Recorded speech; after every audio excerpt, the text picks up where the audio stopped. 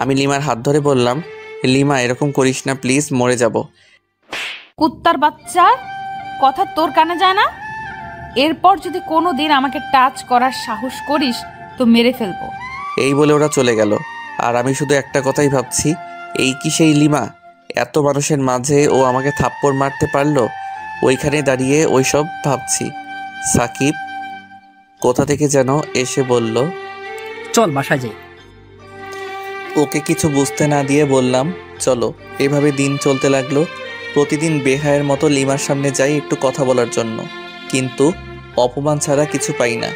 একদিন কলেজ থেকে বাসায় ফিরছিলাম, কয়েকজন পুলিশ আমাকে তুলে নিয়ে যায়। তুলে নিয়ে অনেক টর্চার করে। সাকিব জানতে পেরে দ্রুত উকিল নিয়ে আমার জামিন করায়। পরে জানতে পারি লিমা নাকি আমার বিরুদ্ধে ইফটিজিংয়ের মামলা করছে।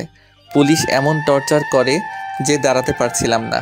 সাকিব ধরে ওর বাসায় নিয়ে যায় আর সিমি আপুকে ফোন করে সব জানিয়ে দেয়। এভাবে জীবন চলতে পারে না সালাফি, তুই বুঝছিস না কেন?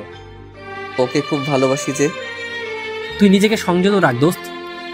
দেখ, তোকে ঘুরে দাঁড়াতেই হবে, তোকে দেখিয়ে দিতে হবে তুই পারবি। পারবো দোস্ত, সব পারবো। আজকে থেকে আগের সালাফি মরে গেল। এইভাবে দুজনে অনেক কথা বললাম। 3 দিন পর আজ আমি সুস্থ। সাকিব সহ কলেজে গেলাম। লিমা আমাকে দেখে বলল, এখনো বেঁচে আসিস? তোর তো দেখি কই মাছের প্রাণ। এবার আমি তোমাকে ভালো ভাবতাম, কিন্তু তুমি যে এত নিচু মানসিকতার তা জানতাম না। ওই যে কষ্ট আমাকে দিয়েছে তার 1000 গুণ কষ্ট ওকে দিব। ও তোকে কোনো কষ্ট দেয়নি, আর একদিন এই কাজের জন্য অনেক পস্তাবি তুই। সাকিব চল তো, ভালো লাগছে না। এইভাবেই নানাভাবে প্রতিদিন লিমা আমাকে অপমান করে, কিন্তু আমি আর কিছু মনে করি না। আর আমি এখন বাসায় থাকি। বলতে বলতে এইচএসসি পরীক্ষা চলে আসলো। পরীক্ষা দিলাম, ইনশাআল্লাহ পরীক্ষা ভালো হইল। সে অনুযায়ী ফলাফলও আলহামদুলিল্লাহ ভালোই হলো।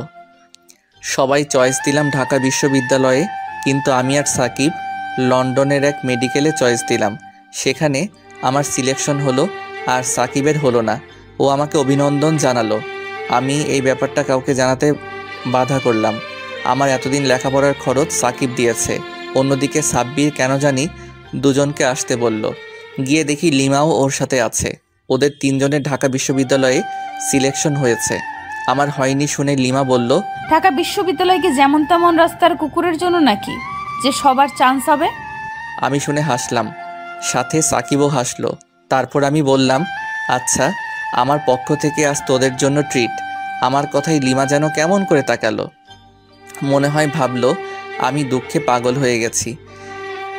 একটু পর ওদের কাছে বিদায় নিয়ে বাসায় চলে আসলাম। বাসায় এসে যা দেখলাম তার জন্য মোটেও প্রস্তুত ছিলাম না। মন খারাপ করে বাসায় আসলাম। এসে দেখি আব্বা দাঁড়িয়ে আছে দরজার সামনে। আমাকে দেখে কাছে আসলেন। এসেই ঠাস ঠাস করে চর মেরে বলতে লাগলেন, সারাদিন কই ছিলি? আমি কোনো কথা বলছি না। তখন বড় আপু বলল, নিশ্চয়ই কোনো মেয়েকে ইফটিজিং করতে গেছিল, যার যে স্বভাব। আপু তুই চুপ করবি? চুপ করবো কেন? সত্যি বলে গায়ে লাগে, তাই না? ওর কলেজের অনেক খারাপ ছেলে মেয়েরা বিভিন্ন ভার্সিটিতে চান্স পাইছে, ও পায় না কেন? সারাদিন মেয়ের পিছনে ঘুরে বেড়ায়, আর সে নাকি হবে ডাক্তার। ওকে জন্ম দেওয়াই ভুল হয়েছে। আমি বুঝি না ওর মতো কুলাঙ্গার আমাদের পরিবারে কিভাবে জন্ম নিল। আমার মুখ দিয়ে কোনো কথাই বের হচ্ছে না। আমার চোখ দিয়ে শুধু পানি পড়ছে। তোর মতো কুলাঙ্গারের চেয়ে আমি যদি নিঃসন্তান হতাম তবু ভালো হতো। তোর মতো চরিত্রহীনকে এত টাকা দিয়ে খাইয়ে পরিয়ে আমি অনেক ভুল করেছি। তার চেয়ে যদি একটা রাস্তার কুকুরকে খাওয়াতাম তবু ভালো হতো। আমার মান সম্মান নষ্ট করতে হতো না। তোর পিছনে টাকা নষ্ট না করে সেই টাকা যদি ব্যাংকে টাকা রাখতাম তবে আমার মেয়েটার বিয়ে দিতে এত কষ্ট হতো না। তুমি আমার কাছে সেই টাকা এখন চাচ্ছ?